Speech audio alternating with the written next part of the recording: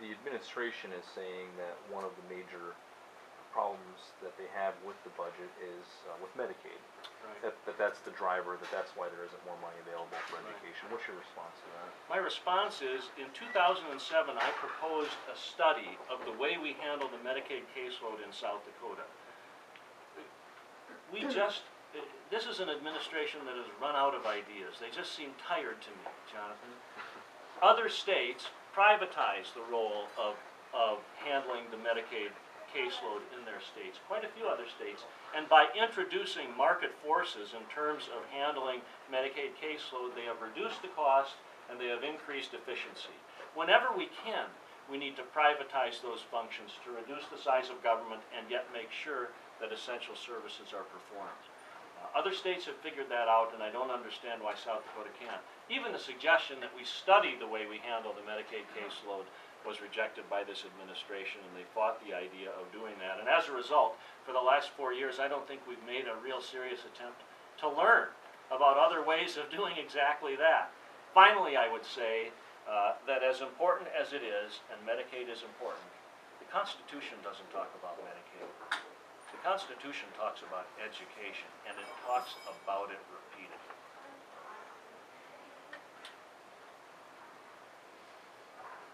Sandy. Senator Heidebrum, as I go door to door, the first thing I talk with people about is we need greater and better funding for education. I mean, you can be for education all you want to, but it doesn't help unless the money is there, and it's getting worse and worse and worse as you show. So and then people say, but how are we going to fund that? We don't want to increase our taxes, and I go on about how we can fund it, but are there other sources in addition to what you mentioned? I think about, California selling off its last airplane, and Alaska and the states around us having no airplanes. Is there possibility there? And what are other areas in our government where dollars, because education has been last. It's been the last and the least. We saw that last year when we begged 3 times on the Senate floor for just 1% more, maybe $4 million for education. Oh no. We can't afford it was the answer. We can't afford it. We don't. The dollars aren't there. What are other areas for dollars? Well, you're right, Senator. One of the ironies of the last legislative session was that when we fought for 1.2% in K through 12 education, the amount was $3.8 million.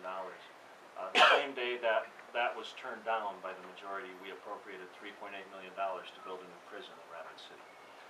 You just can't deny the fact that a state unwilling to invest in its children is bound to invest in corrections budgets later on in life, period. That's simple. But look at the different ways that we came together to save money and reduce the size of government last year. But the administration rejected all of these. Most glaring is the idea that we could cut across the board. $10 to $20 million was the latest estimate that we could have saved.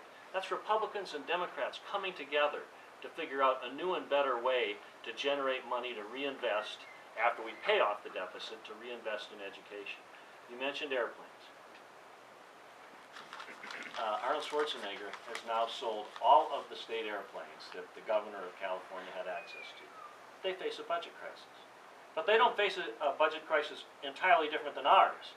In fact, Time magazine had a story that compared the states, 2 simple statistics. What is your deficit and what is your expected revenue stream, so that then they could figure out how much of your revenue stream will it require to pay off the deficit. South Dakota was 9.0%, 107 million, 1.14 billion, whatever the number is. California, compared to South Dakota, we're 9.0, they're 9.1. I mean, this is a poster child for mismanagement at the state level, and South Dakota is right there with them. So it's time we do things like sell off airplanes that are available to the governor of South Dakota. It's really unnecessary. At our debate at the state fair, the lieutenant governor said, well, we can't go back to horse and buggy days if we sell airplanes, and my response was pretty simple. There's a phase in between airplanes and horse and buggies, and that's called driving. The governor can drive from place to place. Other questions?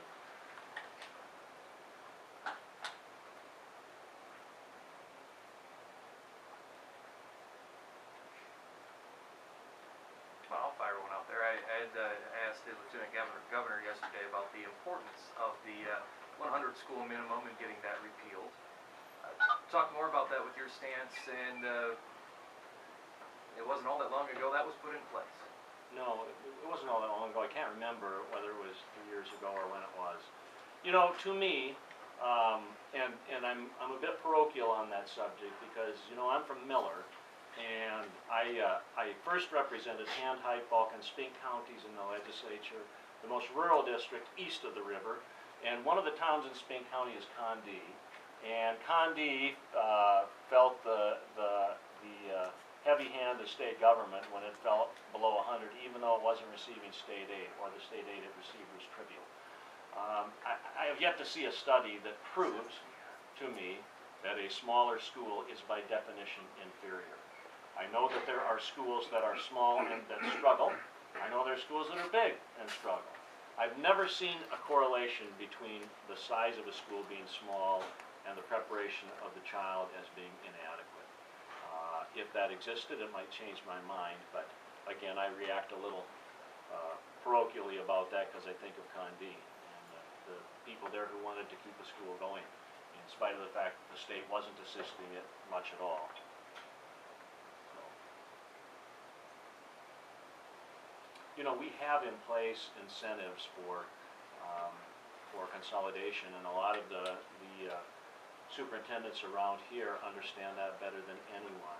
We can combine principal positions, we can combine administrative positions, we can combine schools, we can combine athletic programs, we can do all kinds of things that are really represented more by a carrot than a stick, and to me that's the better approach to take.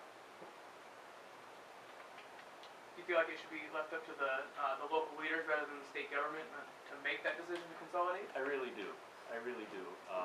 Local control to me is really very important.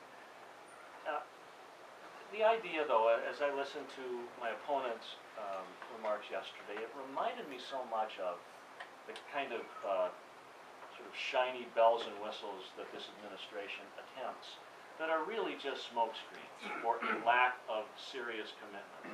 Whether it's the laptop program or whatever the program was proposed by this administration, it's just more of the same without any meaningful reform in budgeting, which will free up the dollars to reinvest in education. Anybody else? Well, thank you very, very much for being here. I really appreciate it.